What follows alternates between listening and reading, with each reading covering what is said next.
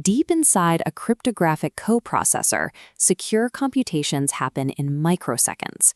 As an algorithm processes a private key, the chip draws power, and that physical power consumption varies slightly depending on the specific ones and zeros moving through the logic gates. If you hook an oscilloscope up to the chip's power supply, you can capture a side-channel attack trace. By using machine learning, attackers can map those minute power fluctuations back to the secret data, recovering cryptographic keys even from heavily protected hardware. But historically, these machine learning attacks run into a severe limitation. An attack trained on one specific hardware implementation completely fails when pointed at a different chip or a different cryptographic algorithm. To target a new defense mechanism, an expert has to manually curate the traces, write custom pre-processing scripts to align the data, and design a bespoke neural network architecture from scratch. It is incredibly labor-intensive. To solve this, researchers developed the Generalized Power Analysis Model, or GPAM. GPAM proves that a single deep learning architecture can automatically recover keys from multiple algorithms, like AES and ECC, and varying hardware countermeasures, directly from raw, unaligned oscilloscope traces. We're going to look under the hood of GPAM and reverse engineer its architecture to see exactly how it maps physical power signatures to mathematical secrets. By removing the need for manual trace alignment and custom model design, this system turns side-channel evaluation from a highly specialized, expensive research project into a fast, scalable testing protocol. The first hurdle GPAM has to overcome is the sheer volume of data. When hardware executes a protected cryptographic algorithm, a single power trace can contain up to 16.7 million distinct sample points. Standard transformer models cannot handle sequences that large. Because the attention mechanism in a transformer calculates relationships between every single point, the computational cost scales quadratically. Processing 16 million points point by point is computationally impossible for standard GPU setups. Borrowing a technique developed for high-resolution images, GPAM applies temporal patchification. Instead of looking at individual samples, the model chops the one-dimensional waveform into contiguous, non-overlapping blocks. To ensure it remembers chronological order, GPAM injects global positional encoding into each patch.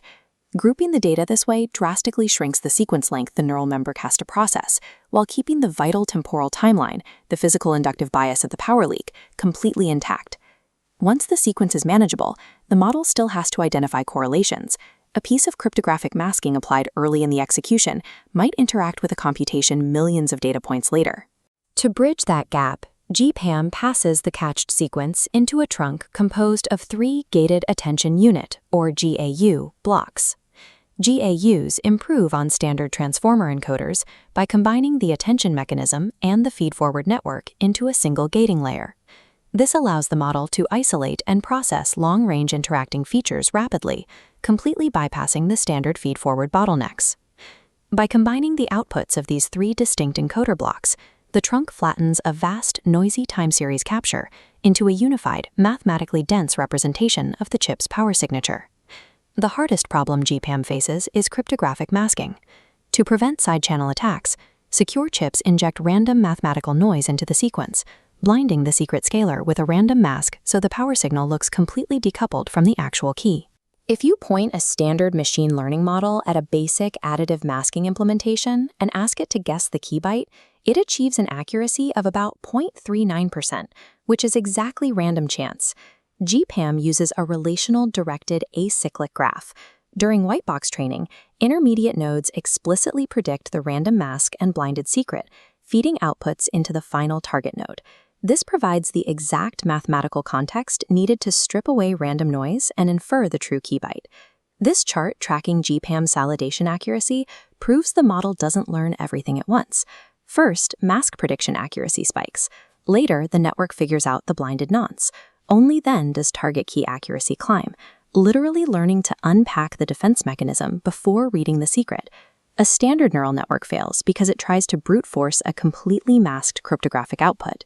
By structuring the output heads as a relational directed graph, GPAM forces the deep network to deconstruct the cryptography step by step. In a real-world scenario, the attack moves out of the white box phase, deploying GPAM against blind raw power traces from a holdout device it has never seen. Against the strongest hardware masks, GPAM won't be able to predict the entire cryptographic sequence perfectly from a single trace, but it doesn't have to. This visualization shows the model's accuracy when targeting just a fragment of the secret. By focusing the network on outputting only the 4 most significant bits of the cryptographic nonce, GPAM uses a confidence metric to rank its best guesses, achieving a 94.8% success rate against additive masking and a 96.3% success rate against multiplicative masking. The attacker extracts these highly confident partial predictions and feeds them directly as inputs into a standard mathematical lattice attack. The deep learning model extracts the signal from the physical hardware, and the geometric mathematics of the lattice attack reconstruct the missing data. Together, they compromise the full secret key using just a few thousand traces. Because GPAM targets the physical reality of the power trace, its architecture generalizes to entirely different algorithms, attacking software-protected AES datasets with 0 structural changes. Adapting this model to evaluate a new chip requires only a few days of automated hyperparameter tuning on standard GPUs, replacing months of expensive manual trace curation by side-channel experts. By automating the pipeline from raw oscilloscope capture to key recovery, generalized models transition side-channel evaluation from a specialized research endeavor into a routine, automated software testing process for the semiconductor industry.